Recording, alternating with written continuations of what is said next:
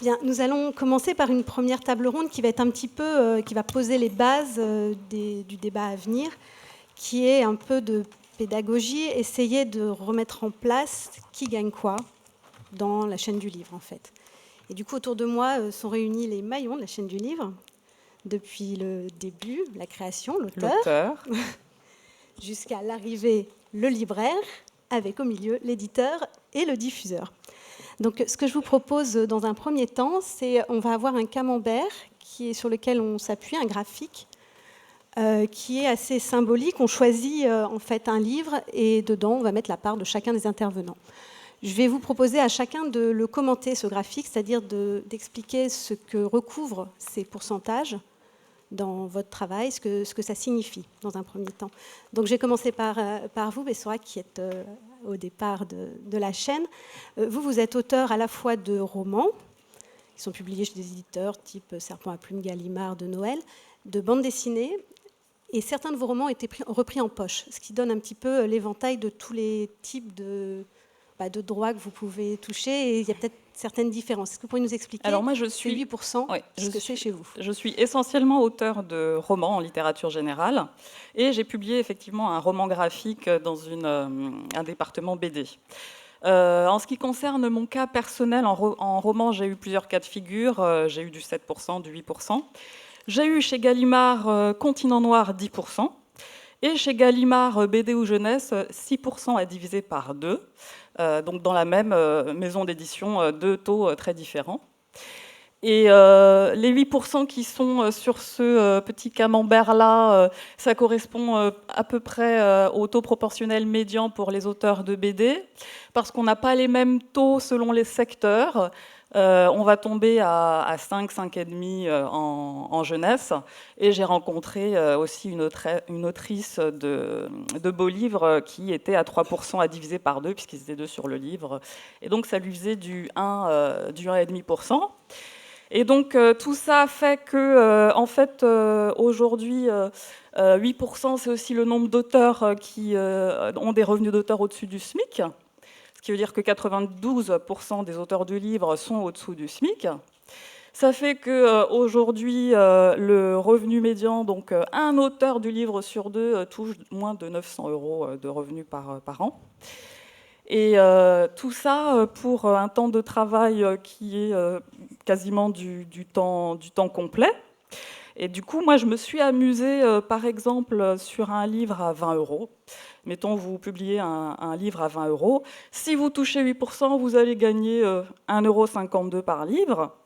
Et donc, si vous voulez atteindre un SMIC, il va falloir en vendre 12 000, donc si vous êtes à 8%. Si vous êtes un auteur jeunesse, et que donc vous êtes à 2,5% parce qu'il faut partager avec votre co-auteur, et que donc vous êtes à moins que la TVA, parce qu'il manque quelqu'un là-dedans, il manque la TVA qui est à 5,5%. Et donc, si vous êtes auteur jeunesse, vous êtes encore moins rétribué que la TVA. Et bien là, sur ce livre de 20 €, vous allez devoir en vendre à peu près 38 000 si vous voulez dégager un SMIC.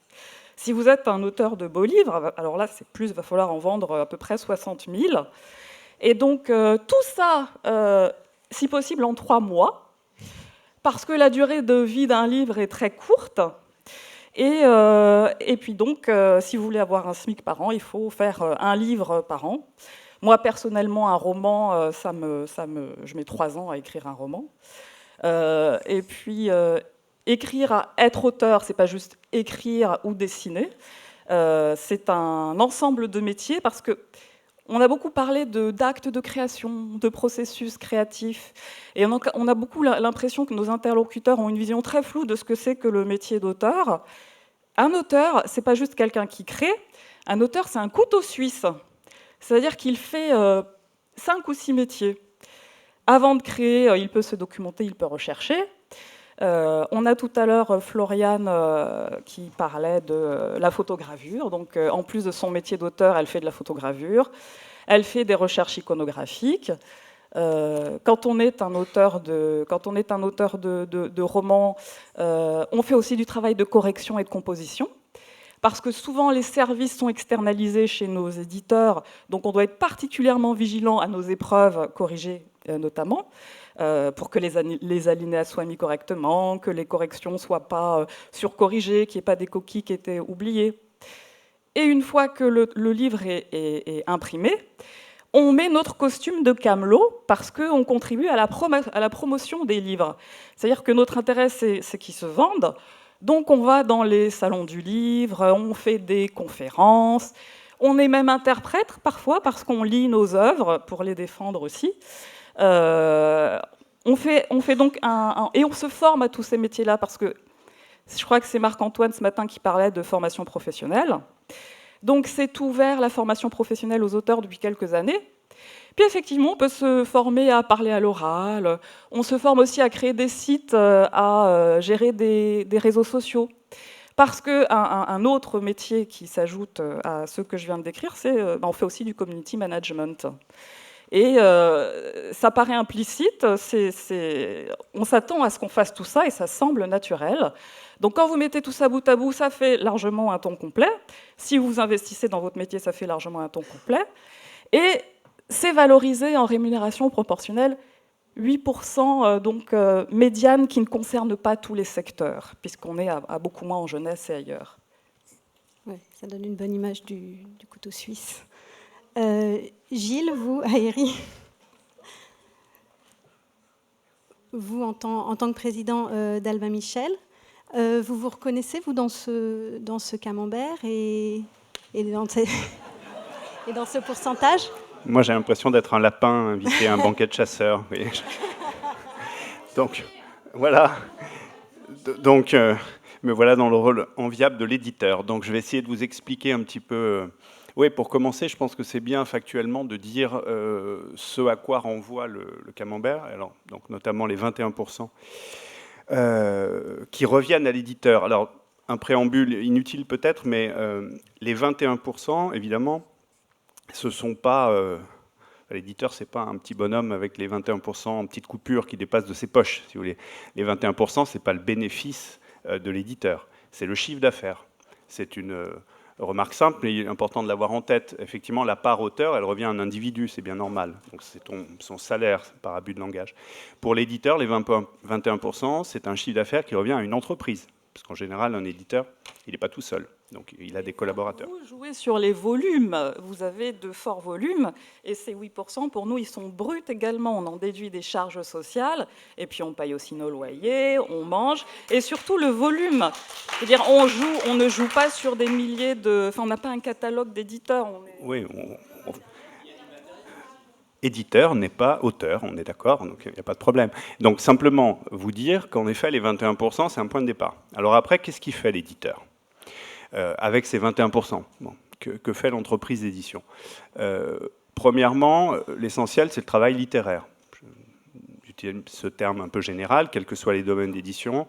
L'éditeur, il choisit, lit des textes, il en refuse certains. Donc, on ne parle pas que des textes publiés, même si évidemment ce sont ceux qui nous intéressent, mais il y a un travail en amont, ça vous le savez, qui est un travail de choix. Et puis ensuite, il y a un travail d'accompagnement de l'auteur. Alors il faut souhaiter qu'il soit le mieux fait possible, mais enfin l'éditeur, a priori, moi c'est pour ça que j'ai choisi de faire ce métier, c'est pour être au contact des auteurs. Ce n'est pas pour négocier des contrats, c'est pour accompagner des auteurs, c'est pour les rencontrer, c'est pour participer à une création intellectuelle, voilà, en n'oubliant jamais que c'est l'auteur qui est au centre, ça c'est évident, intellectuellement, économiquement même, et qu'on est là, éditeur, libraire, pour servir l'auteur et pour servir la diffusion de l'œuvre. Ça, je pense que c'est un préambule qu'il faut faire. Alors, le travail littéraire, donc, accompagner l'auteur. Ensuite, il y a un deuxième volet qui prend de plus en plus d'importance, on pourra le détailler, c'est la promotion de l'œuvre. Puisqu'une fois qu'on a choisi un texte, eh bien, il faut le faire émerger, il faut susciter un enthousiasme chez les lecteurs, mais d'abord chez les libraires, chez les journalistes, etc. Donc ça, c'est le travail de promotion qui aujourd'hui revêt un visage beaucoup plus multiforme et plus complexe qu'avant. C'est-à-dire que pour faire émerger un livre, s'il y avait une recette miracle, et si je la connaissais, ce serait très bien. Malheureusement, il n'y en a pas. Il faut en passer par beaucoup de leviers.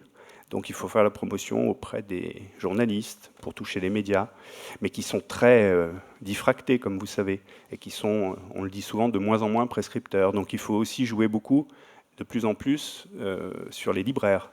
Je pense que les libraires sont aujourd'hui le levier le plus important pour la diffusion et la reconnaissance d'un auteur. Et là, tout le monde pète sa personne, l'auteur le premier, puisque vous savez que les auteurs sont invités chez les libraires. On envoie des auteurs chez les libraires. Donc il y a un travail plus important aujourd'hui qui est fait de promotion des auteurs et des œuvres chez les libraires. Et l'éditeur, évidemment, doit y participer.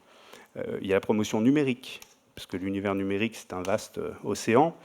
Si on ne veut pas s'y noyer, il faut se donner les moyens d'exister, bon, etc.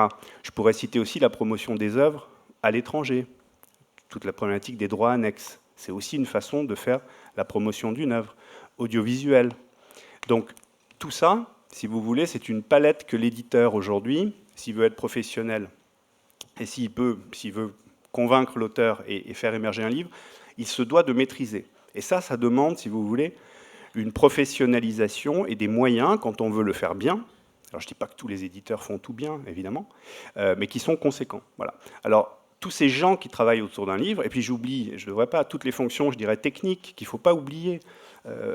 La comptabilité d'une maison, le service des droits d'auteur, l'informatique, les services supports divers et variés qui font la vie d'une maison. Ils n'ont pas un travail immédiatement créatif, mais ils sont au service de la chaîne de création. Tous ces gens-là, c'est une maison d'édition. Voilà, ce n'est pas juste un éditeur dans son bureau qui fait les choses tout seul.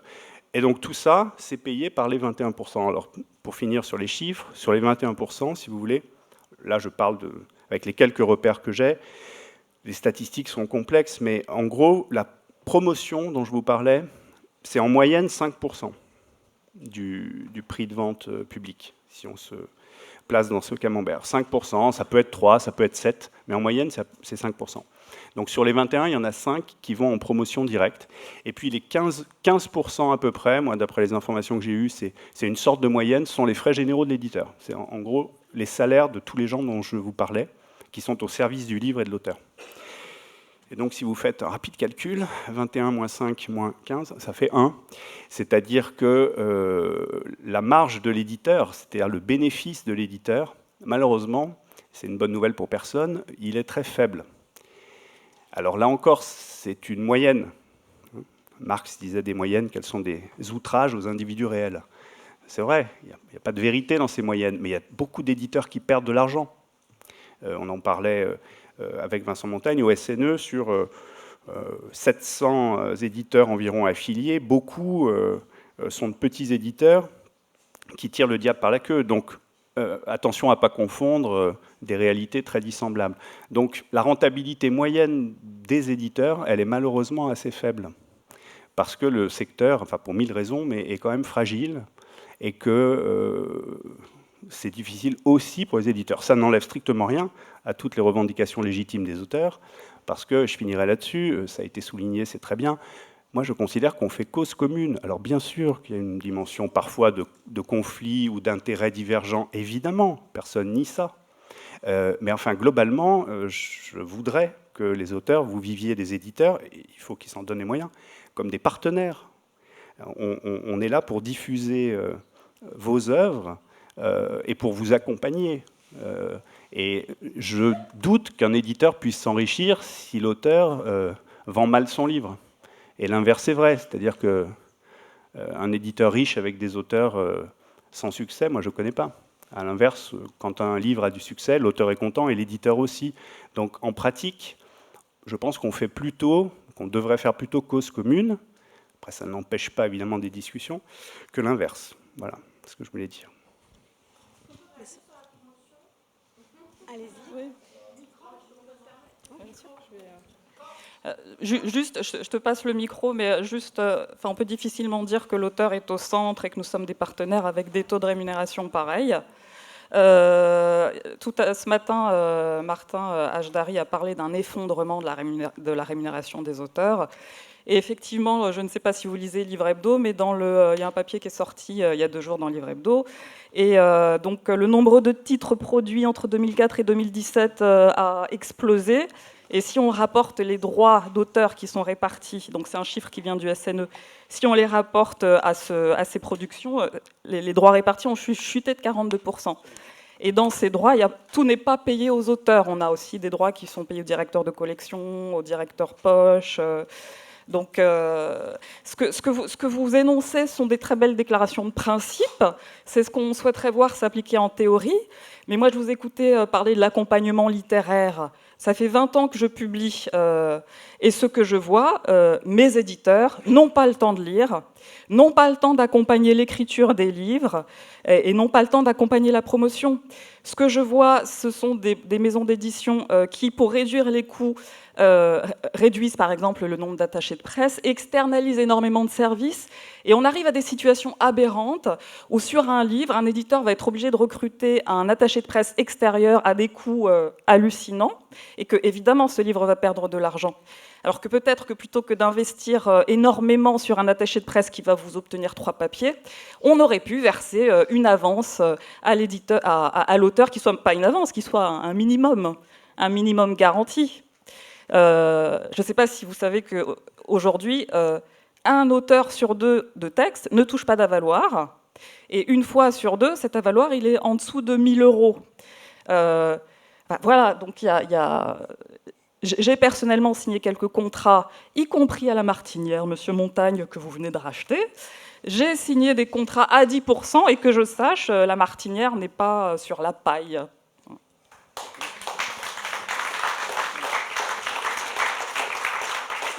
Je suis globalement d'accord avec ce que vous venez de dire, mais je vous répondrai après. On continue le tour de table. Oui.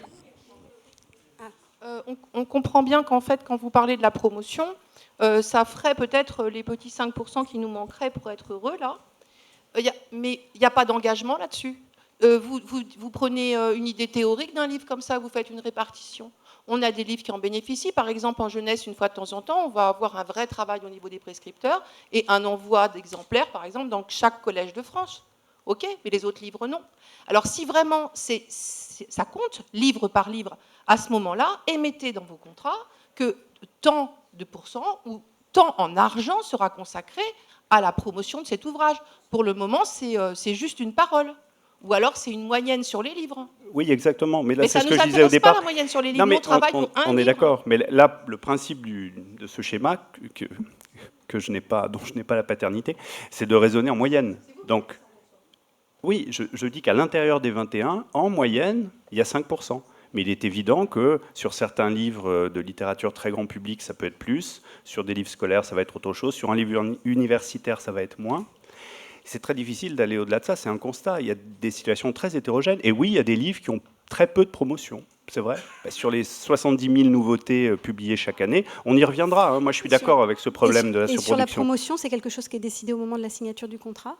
C'est une discussion qu'il y a avec la signature du contrat de tout ce qui va être la promotion, Rarement, c'est souvent décidé quand on lit le texte, quand on sent, et puis c'est pas toujours décidé à l'avance. Heureusement, il y a parfois des enthousiasmes d'éditeurs, parfois il y a des livres qui démarrent sans qu'on l'ait décidé, et là on accompagne. Mais là, encore une fois, selon qu'on va parler de littérature générale, de beaux livres, de livres universitaires, de livres pratiques, les réalités sont totalement dissemblables. Je ne peux pas faire de généralité qui n'existe pas. Quand je vous dis 5%, je vous dis en moyenne, moi sur ce que j'ai vu, les maisons d'édition que j'ai connues, en moyenne sur toute la maison d'édition, c'est 5%. Voilà. Mais ça peut être 3 dans un secteur et 8 dans un autre. Ça, c'est vrai, je ne vais pas vous dire le contraire. Je peux me permettre juste d'ajouter quelque chose. Nous aussi, on considère toujours que les auteurs sont là, ils vous proposent des textes et vous choisissez. Mais nous aussi, on choisit les éditeurs. Et un des moyens qu'on a faut pas croire, ça arrive, hein. Un des moyens qu'on a, c'est de vérifier l'engagement. Moi, quand je passe, c'est beaucoup plus court que vous, hein, on est en jeunesse, mais quand je passe 2-3 mois sur quelque chose, j'ai bien travaillé, j'ai pas envie que je peux dire un gros mot, non, c'est pas l'heure, que ça soit très maltraité. Hein. Et par exemple, pour moi, la preuve de l'engagement de l'éditeur sur un travail minimal et correct derrière, au niveau, pas forcément au niveau de la promotion, mais de l'accompagnement du livre, on va dire au niveau des libraires, etc., c'est le niveau d'avaloir. S'il m'a donné un niveau d'avaloir très correct, il ne pourra pas se permettre de quand même pas au moins vendre la première édition. Hein. Et ça, c'est à nous de l'exiger. Je pense que si le montant de l'avaloir est très faible, on peut être à peu près sûr que ça ne sera pas tenu.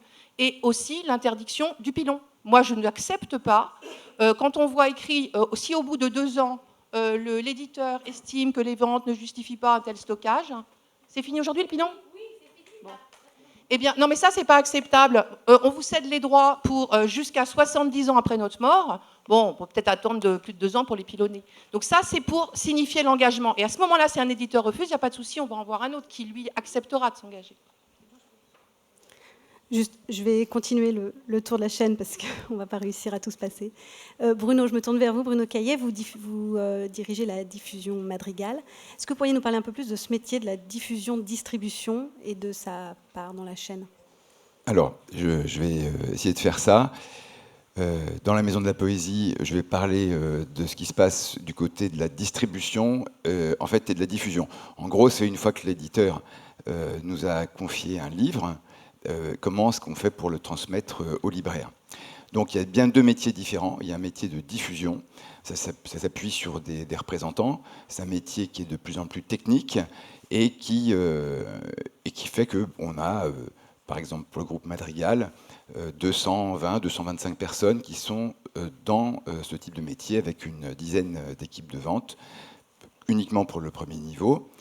Voilà. Complexité du métier, elle est liée au fait qu'on a la chance en France d'avoir un réseau extrêmement divers, extrêmement hétérogène, donc aussi bien des librairies, je rejoins Gilles, qui sont le premier partenaire, mais des librairies très importantes, plus petites, de proximité, très spécialisées, donc un tissu très divers, hein, c'est plus de 3000 points de vente. Il y a des enseignes comme les GSS, donc les FNAC, les Cultura, les espaces culturels Leclerc, c'est 450 points de vente à peu près. Il y a des supermarchés, des hypermarchés, ce qu'on appelle la GSA, ça c'est un secteur qui est plutôt en déclin. Plutôt d'ailleurs les hyper que la GSA, que les supermarchés, qui sont plus stables. Et puis nous avons tout ce qui est alors site de vente sur Internet, puisque maintenant les ventes sur Internet, c'est vrai, 15% du marché, entre Amazon, Fnac.com, Chapitre, etc. Mais pour la diffusion, la complexité, c'est cette diversité en fait de partenaires et de réseaux de vente.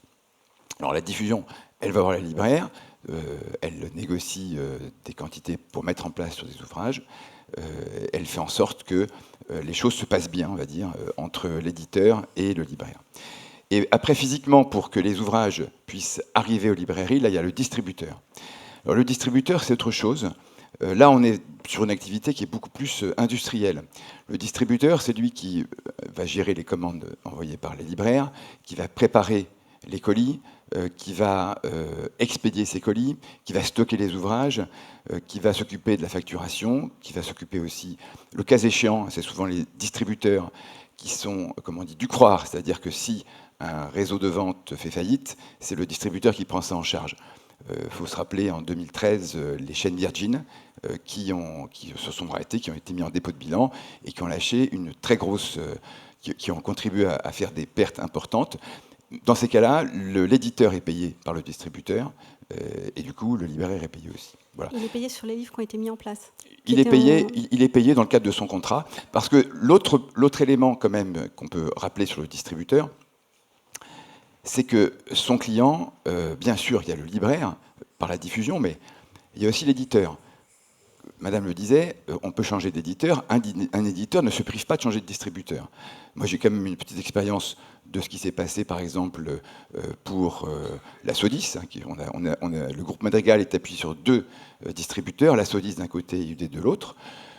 Bayard a décidé de partir un jour, ils sont partis. Les Arènes ont décidé de partir un jour, ils sont partis. La liste est longue.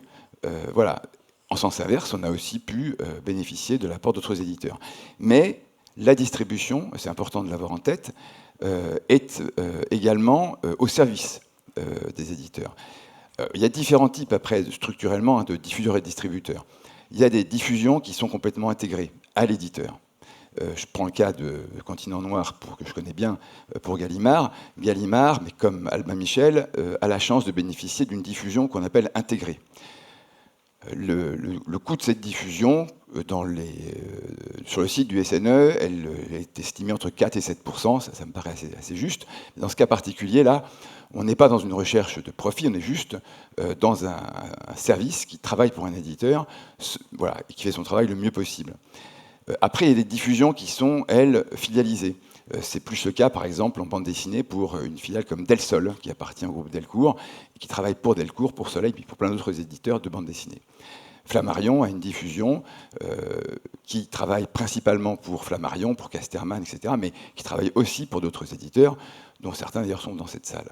Je suis heureux de saluer. Voilà. Alors, les distributeurs, c'est pareil. Les distributeurs, donc c'est un métier industriel. Ça veut dire quoi industriel? Ça veut dire que c'est ce qui explique que les 5 plus gros distributeurs en France fassent 80% du marché, voire plus. Ces distributeurs, un éditeur peut décider de bosser avec lui ou pas. Voilà. Alors il y a des distributions intégrées, hein. Il y a Hachette qui est un gros distributeur, il y a Interforum qui est un gros distributeur, il y a donc Madrigal qui a 2 entrepôts de distribution. À quoi ils sont confrontés les distributeurs? Ils sont confrontés aux mêmes difficultés que la diffusion, c'est-à-dire ce réseau hétérogène, complexe, qui dépasse d'ailleurs la France, hein, qui va au-delà, qui va en Belgique, qui va en Suisse, qui va au Québec, qui va dans beaucoup de pays. C'est plus de 8000 points de vente facturés, bien plus en fait, si on compte ces relais dans les différents pays.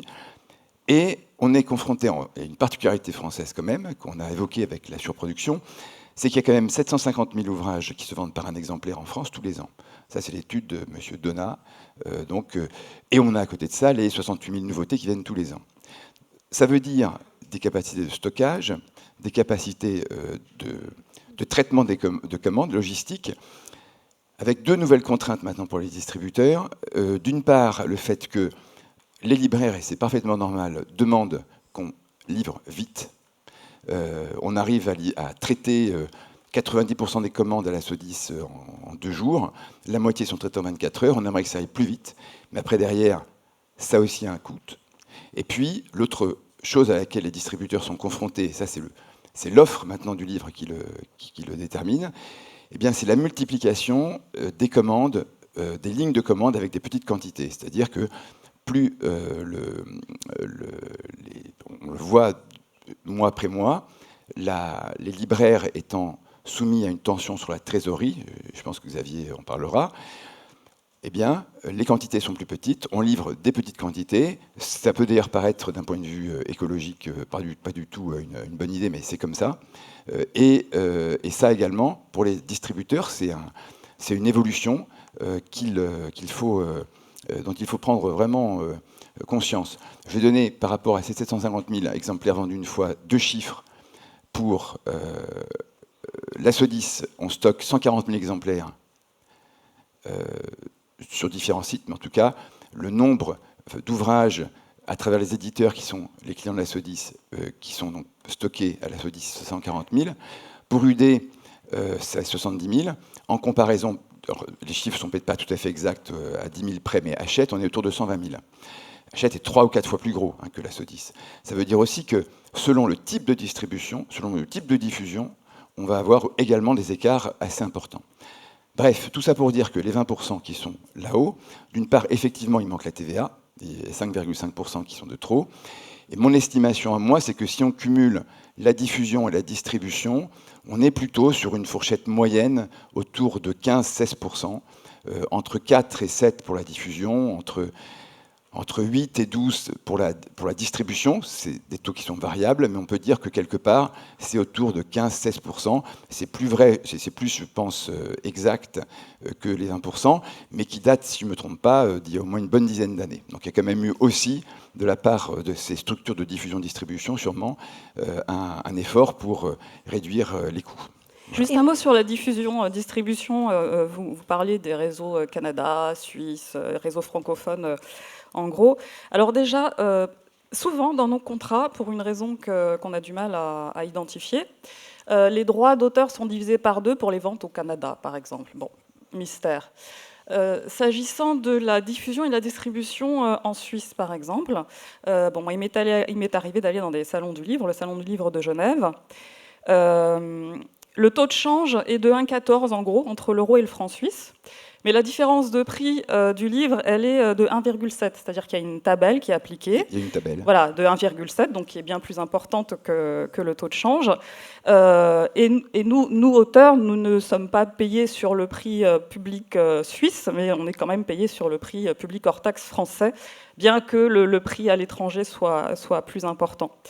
Donc moi, ça, c'est quelque chose que j'ai découvert à l'occasion d'un reportage d'une émission qui s'appelle Temps présent, une émission suisse, très bien. Et donc les journalistes sont allés interroger les différents représentants de la chaîne, qui sont parfois des filiales de la Sodis ou d'Interforum, et qui expliquaient qu'il fallait bien que la chaîne du livre vive, et que c'est ce qui justifiait cette tabelle. Alors moi, ce qui m'a frappé, et on en revient toujours à ce problème de représentation, de ce que c'est qu'un auteur, de la valeur du travail d'un auteur. Dans cette chaîne du livre, n'était cité que l'éditeur, le diffuseur, le distributeur, éventuellement l'imprimeur, mais à aucun moment l'auteur. On n'arrive pas à se mettre dans la tête, dans la chaîne du livre, que l'auteur est en amont de la chaîne, que s'il est au centre, c'est pas possible qu'il touche 5% en jeunesse ou même 8%, et que 10% de rémunération proportionnelle, c'est juste un minimum. Ça. Je crois que dans le café, dans le cacao, on a des labels équitables. Quand on va faire ses courses, et qu'on achète des fruits et des légumes, on pense à l'agriculteur et on se dit bon, j'espère quand même qu'il est payé à peu près correctement. Et c'est pour cette raison-là qu'on a fait des labels équitables. Je sais pas si.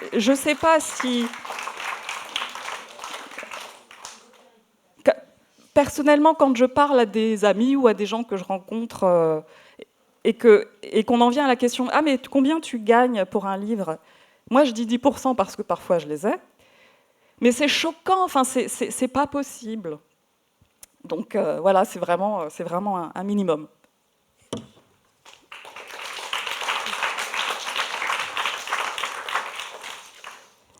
Xavier, Moni, vous êtes là donc en tant que président du SLF et aussi libraire, comme un roman. Est-ce que vous pourriez nous expliquer un petit peu votre métier de libraire et pourquoi votre part est de 38%, ce que ça représente Déjà, je voulais vous remercier de cette invitation et de cette initiative, parce que je pense qu'on souffre dans nos professions d'une méconnaissance mutuelle de nos métiers, de nos réalités économiques, de notre quotidien. Je suis toujours très étonné quant à la librairie. Je rencontre des auteurs et des éditeurs, et quand on engage la discussion, je m'aperçois que finalement on ne se connaît pas. On chemine ensemble, on se rencontre. Pardon ? On se connaît, mais on ne connaît pas nos réalités. Je pense que la réalité des... Bon, ok, donc on se connaît. Voilà. Moi, mon ressenti, en tous les cas, quand j'exprime et que je parle, par exemple, de la question des retours dans les librairies, l'immense majorité des auteurs ne se rendent pas compte de ce que c'est et quelle charge ça fait peser sur l'activité d'une librairie aujourd'hui et à quel point ça modifie structurellement notre métier. Voilà. Par exemple, quand je dis, et Marie peut en témoigner, j'en ai parlé avec elle il y a quelques mois, quand je lui dis que dans une librairie qui est plutôt vertueuse par rapport à d'autres réseaux de distribution du livre, on a un taux de retour autour de 20%, c'est choquant. Voilà. Et je ne suis pas sûr que tous les auteurs aient conscience de ça. Donc quand je parle de points de méconnaissance et quand je salue cette initiative, c'est pour qu'on essaye justement d'avancer sur ces questions-là et de mieux se comprendre. Voilà. Après, c'est un point de vue que j'exprime, j'étais là pour l'exprimer, donc je vais l'exprimer pour le collectif des libraires que je représente. Donc je ne représente que les librairies indépendantes, hein. Donc d'où la petite différence, il y aura des petits ajustements par rapport au camembert, parce que je ne représente ni les grandes surfaces culturelles, ni évidemment Amazon, ni évidemment les grandes surfaces spécialisées. Donc c'est un réseau d'environ 3000 librairies, effectivement. Et avec, j'aurais aimé vous dire qu'on a beaucoup trop d'argent et qu'on ne sait pas quoi faire de ces 36 qui sont en vérité plutôt 34, et vous annoncer qu'on peut en redistribuer. Mais notre problématique n'est pas là non plus. Nous, on a aussi des problèmes de précarisation dans notre métier, qui sont sans doute très différentes, et je n'ai pas du tout envie de vous faire pleurer sur mon sort, mais en tous les cas, vous dire aussi que depuis des années, on alerte et les pouvoirs publics et nos partenaires éditeurs sur la nécessité d'accorder une rémunération juste à des points de vente qui font un travail qualitatif et pour lequel, dans le collectif et dans ma propre librairie, je me bats quotidiennement. Je pense que la librairie, aujourd'hui, n'a d'avenir que par une forme d'excellence. Voilà, donc ça nécessite des formations importantes, ça nécessite une implication de tous les jours dans le quotidien de libraire, ça nécessite énormément de lecture, et ça nécessite aussi, et ça je m'engage aussi, je vous transmets ma propre expérience, une passion pour les textes que vous créez et vous mettez à disposition d'un public. On essaye de s'en faire les médiateurs. Donc, qu'est-ce qu'on fait de ces 36 qui ne sont en vérité pas tellement 36, mais plutôt 34 ? C'est-à-dire qu'on a fait, et vous aurez bientôt les conclusions d'une étude qu'on a fait faire sur les bilans de 400 librairies indépendantes, donc par un cabinet qui s'appelle Xerfi. Et donc, c'est une étude sur des bilans pour voir ce que font, comment les libraires consomment cette fameuse marge quand ils vendent un livre. Donc on arrive plutôt à du 34%, parce qu'il y a aussi des remises de fidélité aux clients. Enfin bon, bref, il y a tout un certain nombre de choses qui viennent détériorer la marge. Le vol aussi dans les magasins, par exemple, qui sont aussi complètement à la charge des libraires. Donc tout ça vient dégrader la marge naturelle, la marge commerciale.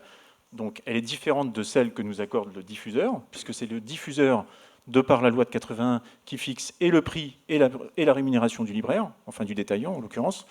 Et donc, on a une remise qui peut être de 37%, et puis elle va se diminuer d'un certain nombre d'effets qui viennent atténuer cette remise. Le plus gros point de consommation de la marge dans les librairies, et c'est ce qu'on revendique, c'est les frais de personnel, ce que je n'appelle pas des coûts de personnel, mais des frais de personnel, c'est-à-dire c'est l'investissement qu'on met sur nos équipes. Pour vous donner un ordre d'idée, une librairie aujourd'hui, selon la taille, parce qu'il y a des effets qui peuvent s'atténuer avec la taille de la librairie, mais grosso modo, il faut faire 170 000 € de chiffre d'affaires par libraire, donc pour pouvoir sortir un salaire. Et quand je vous parle de salaire, je vous parle aussi de salaire là par exemple, je suis sur une embauche à la librairie. Pour un jeune libraire qui sort de formation licence pro, Bac plus 3, je l'embauche à 1 550 € brut par mois. Donc voilà pour vous donner à peu près l'ordre de grandeur de la rémunération en librairie. Pardon ? Non, Voilà, c'est à peu près, c'est l'ordre de grandeur, voilà.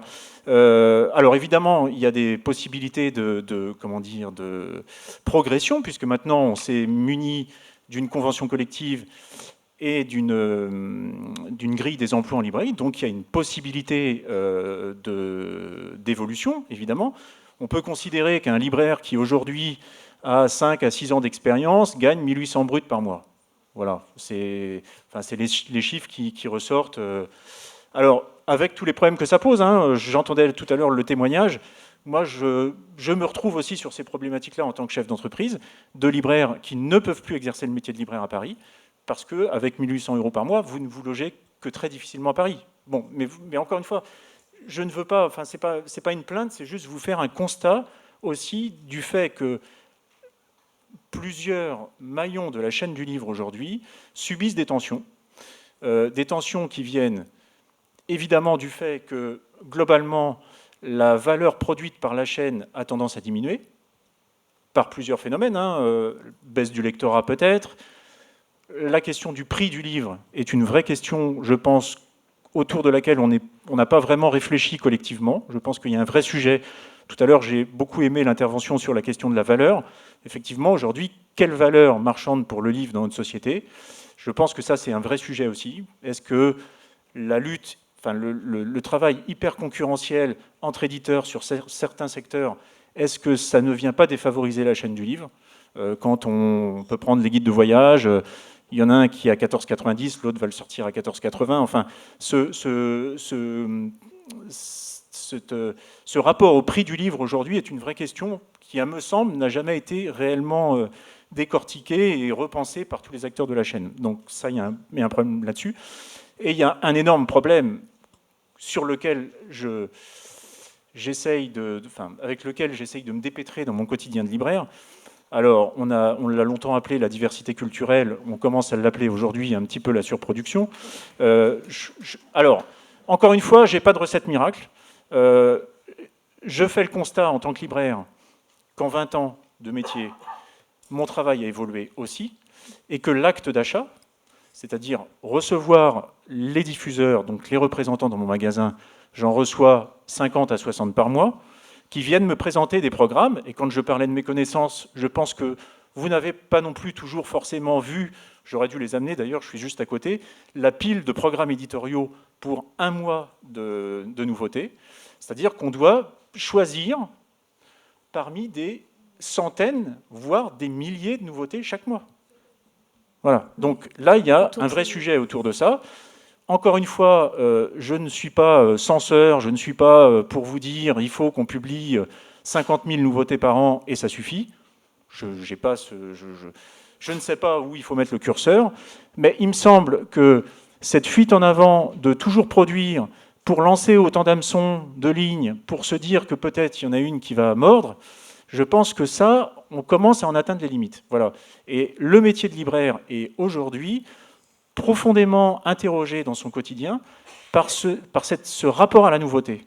Voilà. On est dans un rapport à la nouveauté constant, avec la nécessité, moi je dis souvent que le premier acte de vente dans une librairie, c'est l'achat.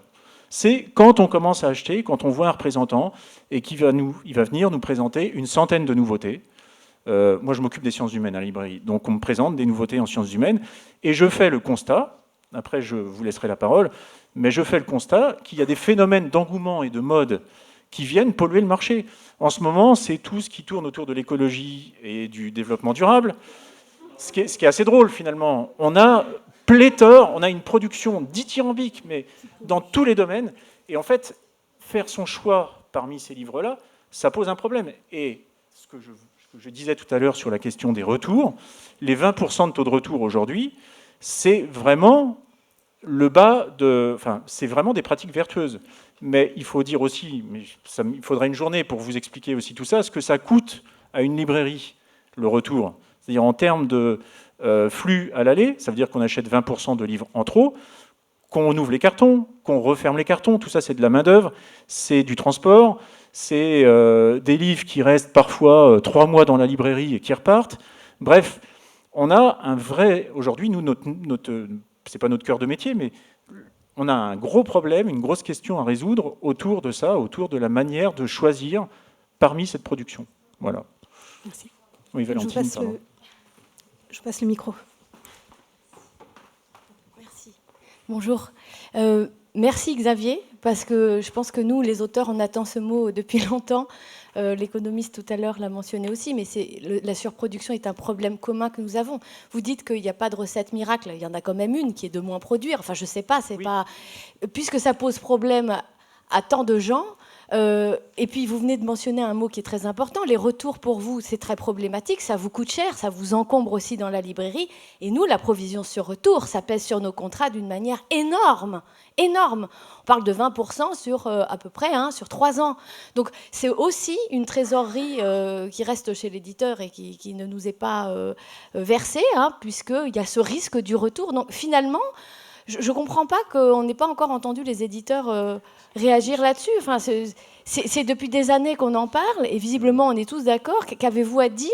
Est-ce qu'il n'y a pas une façon aussi de gérer un peu mieux cette production? La masse de droits d'auteur ne cesse de diminuer, l'économiste le disait tout à l'heure. Enfin, elle est globalement la même, mais puisque le nombre de titres augmente, la rémunération par titre diminue. Donc, en fait, tout le monde est handicapé par cette surproduction. Absolument. Alors, si vous n'en aviez pas parlé, je l'aurais fait, puisque je pense effectivement que si on veut aborder aussi des solutions, enfin des pistes d'amélioration, et pas seulement se chamailler pour savoir s'il y a 1% qui peut aller à droite ou à gauche, ce genre de débat, ça a vite ses limites. C'est qu'est-ce qu'on peut faire de mieux? Alors évidemment, et vous l'avez dit tout à l'heure, quand vous disiez la rémunération des auteurs a baissé de 45%, oui, malheureusement, en valeur absolue. Et c'est une règle de 3 à mettre en regard avec l'augmentation du nombre de références. Dans votre article, Anne-Laure, vous citiez ce chiffre un peu effrayant, 400 000 nouveautés en 2004, 20 ans plus tard, 740 000.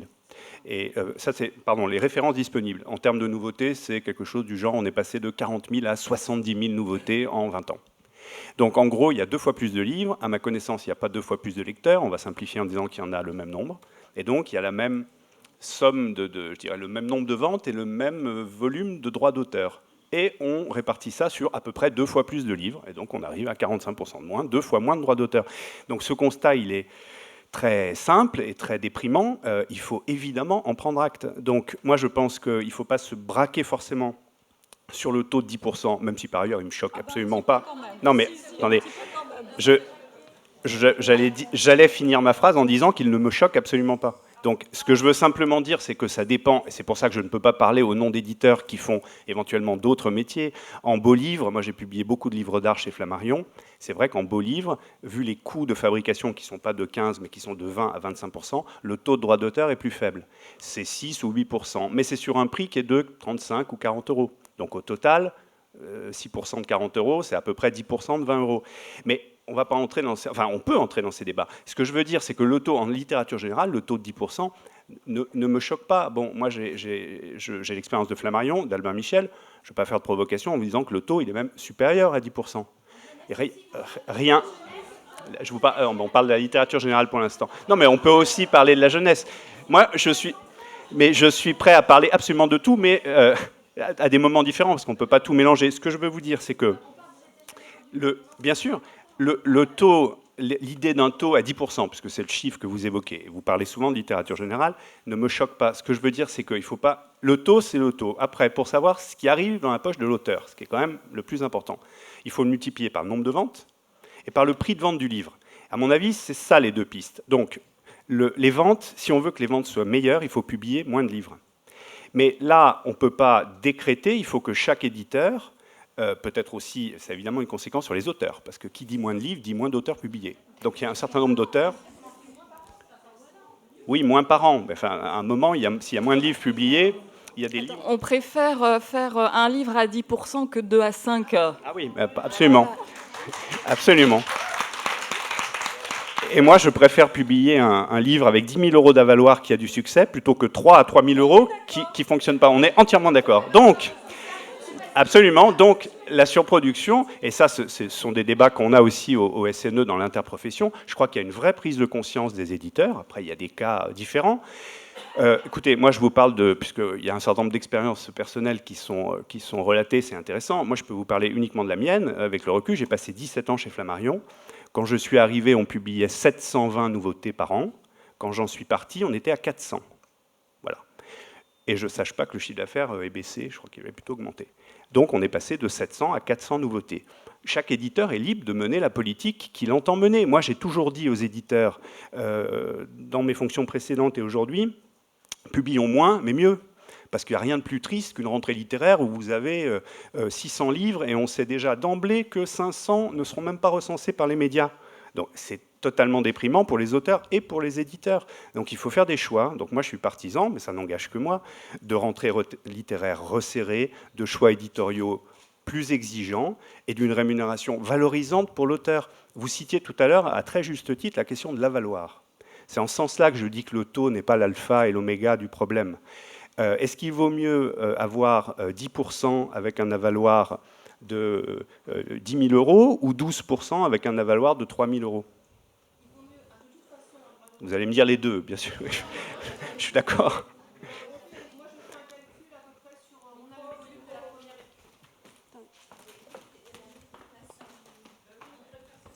On fait un calcul avec le volume de la première édition quand elle sera vendue. Ça, moi, ça me fixe mon avaloir. Absolument. Hein, moi, je fais comme ça. Quand je sens que c'est mou au marketing, qu'on me fait un pauvre petit teasing là, qui va passer une fois sur Twitter, je demande à ce que l'avaloir monte pour l'engagement. Donc l'avaloir est un paramètre important et pas seulement... Vous parlez d'un minimum garanti ou d'un avaloir amortissable? Garanti, oui, voilà. Enfin, avaloir au sens classique. Donc, oui, d'accord. Donc, il y a le taux, c'est vrai, mais il y a la question d'avaloir. Donc pour revenir à moi, je voulais juste citer deux pistes. Il y a la question du nombre de nouveautés, et en tant qu'éditeur, moi je peux que souscrire au discours de dire publions moins, mais publions mieux. Voilà. J'ai toujours en mémoire ce mot de Jérôme Lindon qui a toute son actualité. Vous savez, il disait l'édition est le seul secteur où on répond à une baisse de la demande par une hausse de l'offre. On y est absolument. Le marché baisse. Le marché a perdu 2% en 2018, et ce n'est pas la première année, y compris en poche. Donc le marché baisse, parce que le livre et l'écrit est attaqué par 1000 choses, vous le savez comme moi. La réponse, ce n'est pas de dire « allons-y, publions 2 fois plus ». Donc ça me semble une évidence, et c'est évidemment une solution au problème que vous posez de la juste rémunération des auteurs. Voilà. Deuxième volet, je serai plus bref, la question du prix de vente du livre. Moi, je souscris entièrement au discours qui a été tenu. Le livre et l'œuvre intellectuelle ont une valeur symbolique, évidemment, mais pas que. Je ne vois pas pourquoi le livre ou les œuvres seraient le seul domaine où on ne serait pas prêt à payer pour lire un bon roman ou lire un livre de philosophie intéressant ou un livre universitaire. On dépense des centaines d'euros dans des gadgets électroniques et on trouverait qu'un livre à 20 ou à 25 euros, c'est trop cher. Je pense que non. Je pense qu'il ne faut pas brader le livre et que la valeur symbolique qu'on est tous d'accord pour accorder au livre et à la création intellectuelle, elle a un prix. Et donc un livre, ça a un certain coût. Il faut accepter, et ça c'est difficile pour les jeunes générations, eh bien, le fait qu'un livre, ça a un coût, qu'on ne peut pas le pirater, qu'il faut rémunérer tous les acteurs du livre, en premier lieu l'auteur et aussi tous les autres qui travaillent autour. Donc il ne faut pas brader les livres. Et là, évidemment, je pointe la question du numérique. Parce qu'il faut... moi, j'ai fait partie en son temps de la commission Pattino, et j'ai toujours milité, un, pour que la TVA soit à 5,5, et deux, pour qu'il y ait un prix unique sur le livre numérique. Et ensuite, ça relève de la pratique de chacun, que le prix du livre numérique ne soit pas trop bas par rapport au prix papier. Mais les taux de rémunération sur le numérique aussi pourraient être revus, parce que je crois qu'ils sont encore assez bas, étant donné les coûts.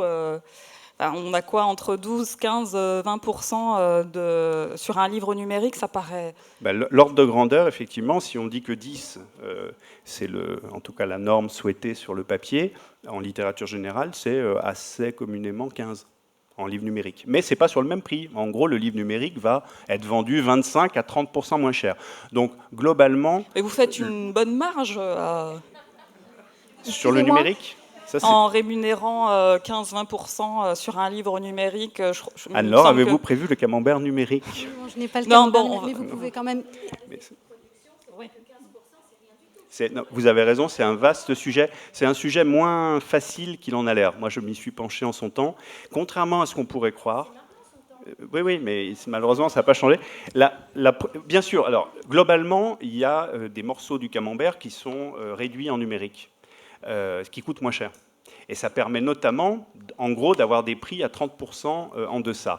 Mais il y a aussi un certain nombre d'idées reçues sur lesquels il ne faut pas aller trop vite. La fabrication, par exemple, on passe pas de 15 à 0. On passe de 15 à 10 sur le prix numérique. Ça peut vous sembler étrange. Mais dans les 15% là, du camembert, le coût de l'impression papier, un roman, c'est 1 euro l'imprimeur. 1 euro sur 20, c'est 5%. Dans les 15% du camembert, ce n'est pas le papier du roman, si vous voulez. C'est les coûts de correction, donc c'est je dirais le salaire des gens qui corrigent, c'est la mise en page, c'est la prépa de copie, les corrections d'épreuves. Donc sur les 15%, vous... Oui. Non, alors là c'est une question effectivement importante. Là, vous considérez que le numérique vient en plus. Alors c'est un vaste débat, hein, philosophique. Moi, je ne pense pas. Je pense que quelqu'un qui achète un livre en numérique, il ne l'achète plus en papier. Et que c'est un jeu de vase communicant. Le marché n'a pas augmenté depuis que le numérique existe. Elles sont faites, mais il faut bien les payer. C'est-à-dire les gens qui travaillent pour faire les corrections, il faut qu'ils soient payés, que le livre soit vendu en numérique ou au papier. Oui, d'accord, excusez-moi. Donc, je viens de terminer un roman, le correcteur a fait son travail, nous sommes d'accord sur le texte définitif. À partir du moment où il va être publié en e-pub, tout ce travail a donc déjà été fait. Et donc, le coût de production du e-pub, il est très faible, puisque tout ce travail a déjà été fait en amont pour le papier. Oui, je ne vous parle pas d'un double achat. Bien sûr, on est d'accord, mais ça c'est en marginal. Mais si vous voulez, il n'empêche que le correcteur a travaillé. Oui, mais il a déjà été rémunéré sur le papier. Non. Imaginez qu'on soit dans un monde tout numérique. Il n'y a plus de livres papier. 100% des ventes sont en numérique. Ok, ce serait il faudra différent. bien payer le correcteur. Mais ce n'est pas le cas. Sauf que ce n'est pas le cas. Vous ne payez pas 2 fois le correcteur. Bien sûr que non, je suis d'accord avec vous.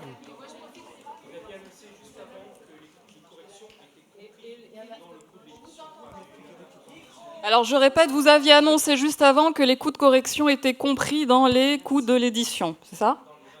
Alors là, écoutez, c'est une interprétation de ma part. Moi, je ne sais pas ce qu'il y a derrière ce schéma qui est issu du rapport Guémard, je crois, en 2009. Donc, il n'y avait pas les sous-titres. Moi, quand je vois 15% de coûts de fabrication, mon interprétation, c'est que dans les 15, il y a les coûts qu'on appelle de correction, prépa de copie, relecture d'épreuves, mise en page. Parce qu'autrement, ça me semble un peu élevé. Je pense aussi, mais là, je suis pas Hervé Guémard, que dans les 15%, ils ont compté le coût du tirage. Je m'explique. Vous tirez un roman à 5000 exemplaires. en gros, vous allez en vendre 2500 ou 3000, parce que malheureusement, il y aura des exemplaires retournés qui vont être pilonnés, il y aura des exemplaires qui sortiront jamais du stock parce que le tirage est trop long. Donc, sur un tirage à 5000, en gros, vous allez en vendre 2005 ou 3000. Les 2000 qui restent, vous les avez payés. Enfin, l'éditeur a payé la fabrication. Donc, le coût total du tirage, là, je pense qu'on le divise, c'est par exemplaire, mais en vérité, vous avez 2000 invendus. Et chez un éditeur, j'ai vérifié ça sur l'économie générale d'un éditeur, c'est à peu près 5% le coût des stocks invendus. Donc je pense que dans les 15%, il y a 10% vraiment de fabrication-correction et il y a 5% qui sont liés au taux de retour dont on parlait, qui pénalise aussi l'éditeur, bien sûr, avec l'auteur et le libraire. Oui, je voudrais juste poser la question du livre de poche par rapport au coût que vous indiquiez en dehors du numérique.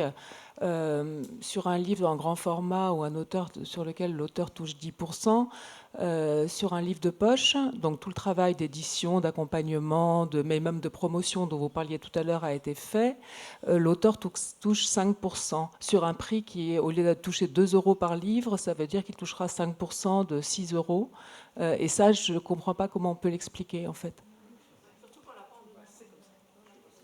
Parce que là, pour le coup, les coûts de fabrication, je ne pense pas qu'ils soient beaucoup plus élevés, même s'ils sont les mêmes. Les coûts d'édition sont clairement moindres. Pourquoi la part de l'auteur diminue? Alors, je peux apporter sur ce sujet une précision. L'économie du livre de poche n'est pas la même que celle du grand format. L'économie du livre de poche, on est sur des mises en place qui sont en général plus importantes. Donc avec derrière des taux de retour qui peuvent être plus importants. On est donc, comme vous le savez, sur un prix plus réduit, même si tout le monde essaye de faire augmenter tous les ans ce prix du livre de poche, mais je pense que c'est peut-être lié à ça, et également, il y a une très grosse concurrence. Pas à la question du pourcentage, non, mais le livre de poche, c'est un marché qui est très concurrentiel, qui est extrêmement concurrentiel, donc les moyens... qui sont mis en œuvre... Pourquoi c'est l'auteur qui doit en pâtir? Oui, parce que les moyens qui sont mis en œuvre pour promouvoir le livre de poche, Gilles parlait en fait de l'investissement qui est fait en termes marketing derrière, sont plutôt assez élevés. Excusez-moi, je ne suis pas sûr de... C'est compliqué votre question, parce que je crois qu'il y a deux questions en une. D'une part, il y a quelque chose qui est assez simple à ramener à notre débat, c'est qu'un éditeur de poche, qui est séparé de l'éditeur grand format en général. Moi, je travaille chez Albin Michel, on ne fait pas de livre de poche. On cède nos droits à des éditeurs de poche. L'éditeur de poche, en général, il travaille avec un taux de droit d'auteur de 10%. Donc là, on retrouve notre camembert, on va dire. Après, vous dites, c'est 10%. Donc l'éditeur, il donne déjà 10% en droit d'auteur, l'éditeur de poche. Donc là, c'est assez cohérent. Ensuite, vous dites, ces 10%, ils sont partagés entre l'auteur et l'éditeur. Et vous avez raison, classiquement, 5 et 5, moitié-moitié. Donc là, vous dites pourquoi c'est 5 et 5, c'est ça votre question? Pourquoi on partage? Pourquoi l'auteur en bout de chaîne à 5%? C'est ma question. Alors pourquoi l'auteur à 5%? Ça, c'est une question vaste qui dépasse la question du livre de poche, c'est la question des droits annexes, qui est totalement escamotée là, dans le camembert, qui ne peut pas tout dire. Mais là, on parle des ventes en librairie dans ce camembert. En réalité, il y a aussi des ventes à l'étranger, pour des traductions, en tout cas pour certains livres, une minorité. Et il y a aussi des ventes de poche. Donc ça, c'est ce qu'on appelle... Qui arrive de plus en plus rapidement, parce que oui, pour les livres qui passent en poche, qui sont une minorité des livres. Mais c'est vrai qu'il y a des droits annexes. Alors ces droits annexes, ce que je veux simplement dire, c'est que pour l'éditeur, ils sont extrêmement importants. C'est pas un plus qui enrichirait l'éditeur comme ça, sans rien faire. Ils font partie de l'économie du livre. C'est-à-dire que si les éditeurs, on n'avait pas les droits annexes, les droits à l'étranger, les droits poche, les droits audiovisuels parfois, si vous enlevez cette part-là du chiffre d'affaires des grosses maisons d'édition, elles font faillite tout de suite. Excusez-moi, excusez-moi, ça fait un quart d'heure que j'essaie d'intervenir. Il y a un partage à 50-50, c'est très classique comme taux. À ma connaissance, il n'y a pas d'ajustement à la baisse. Enfin. Publient eux-mêmes leur livre de poche. Valentine, juste il y a une... Oui, mais je voulais dire la même chose. Moi, ça fait effectivement, c'est une question qui m'interroge beaucoup, le livre de poche, parce qu'aujourd'hui, c'est quand même 25% du marché. Les chiffres ne sont pas évidents à trouver. Mais donc pour des prix 2 à 3 fois inférieurs, donc ça veut dire qu'il y a autant de livres de poche qui se vendent. Un roman, il va toucher beaucoup plus de lecteurs en fait en livre de poche qu'en grand format. Et effectivement, aujourd'hui, c'est incompréhensible ce décalage. Il s'est instauré à une époque où j'étais pas née, à la naissance du livre de poche, je suppose, où on considérait que c'était vraiment une exploitation annexe. Et peut-être que les auteurs ne se sont pas battus à ce moment-là. Aujourd'hui, c'est plus possible de considérer que c'est le cas. Il y a quelques années, quand est arrivé le numérique, on a dit, puisque c'est moitié prix, il faut qu'on touche 2 fois plus un pourcentage 2 fois supérieur. On a milité pour ça avec un succès mitigé. Mais aujourd'hui, on devrait peut-être militer pour 20% sur le livre de poche. Et je le dis à moitié en plaisantant, parce que ça représente maintenant des volumes considérables qui sont sans doute appelés à augmenter, puisqu'on parlait de l'appétence, la disposition à payer des clients qui commencent à s'habituer. Vraiment, il suffit d'entrer dans une librairie pour constater que la table des livres de poche est en première ligne. Donc là, il y a des discussions sur ce camembert qui a l'inconvénient d'avoir 10 ans d'âge et effectivement de présenter une vision très globale, et puis tout le monde finalement a l'air de considérer qu'il touche moins. Donc je ne sais pas s'il y a des mises à jour qui sont en cours. On va au moins avoir un camembert un peu plus à jour pour le secteur jeunesse. Mais en tout cas, s'il y a des études de ce type, moi j'aimerais beaucoup voir ce même camembert pour le livre de poche. Parce que comme dit madame, il y a beaucoup d'éditeurs qui se sont lancés dans ce secteur parce que ça rapporte. Donc vraiment, j'aimerais qu'on se penche sur cette question. Merci. On reviendra sur cette question du livre de poche et des droits annexes dérivés dans la table ronde suivante. On va faire une petite pause, on a un peu débordé. Et on se retrouve à 16h. Merci beaucoup. Merci à vous.